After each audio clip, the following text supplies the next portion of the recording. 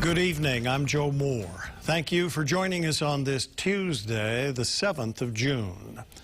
Body camera footage is missing from hundreds of Honolulu police interactions, leading the police commission and union to call for more technology to patch the gaps. Gina Mangieri is always investigating. It's a problem that came up when the finalists for chief were down to the last steps. Body camera footage is a frequent violation on annual discipline reports. We wanted to know how to fix it. Among the problems revealed at an open forum last month with the last candidate standing for the top job, body camera footage missing from sometimes crucial cases. Always Investigating asked for details from HPD right away and got the answers a couple of weeks later. We're told there have been 225 sustained violations of the department's body-worn camera, or BWC, policy since 2018. HPD says the majority of violations were for failing to activate the camera, activating the camera too late, or deactivating the camera prematurely. That number is quite alarming, and 200, even 100 would probably be too many. That's according to the chair of the police commission. If we do, as a commission, sees that the BWC was authorized for use but was not used, we bring it to the attention of the chief to just say, hey, you know, this appears to be a BWC violation. Could you look into it?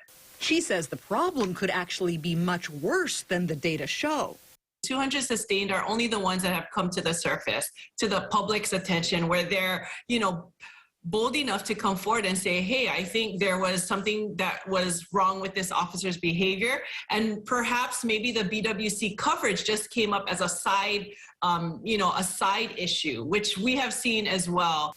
The head of the Police Officers Union says cameras being caught off a couple of hundred times over 4 years is minuscule out of what he estimates to be 1 million contacts a year with law enforcement. So that's around 83,000 videos that we should have on file per month if you average it out.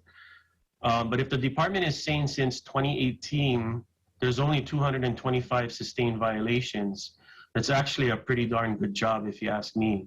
Cameras are allowed to be off with things like some juvenile cases, sex assault victims, or upon request of a crime victim. Cavaco says when it's supposed to be on but isn't, it can be an honest mistake, from multitasking, prioritizing other safety, emergency, or life and death calls ahead of tapping the on switch. HPD's annual disciplinary report reveals cases where multiple officers deactivated or never started a BWC on a domestic dispute call involving HPD personnel, also failing to activate it and lying about it or leaving that point out of reports. HPD says first-time violators are generally counseled on body-worn camera policy and warned that repeat violations may result in progressive disciplinary action. The commission wants more tracking and transparency and is awaiting results of departmental BWC audits. That's something the commission has already asked about and has been asking the department how they're actually checking on these potential violations that we don't know about. Both the commission and the union say auto-record technology is available. Other jurisdictions use it.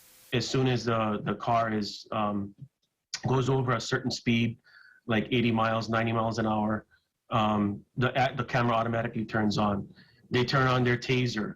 The Bluetooth technology, the camera turns on. They even have it where you activate the blue lights on your vehicle, the camera turns on. You open the car door, the camera turns on. He says most officers want the protection cameras can give them. They file frivolous complaints or lawsuits or whatnot, and the body camera is actually there to protect the officer. The commission says cameras validate when cops do the right things and helps the public better understand tough calls. Gina Mangieri, KHON2 News, always investigating.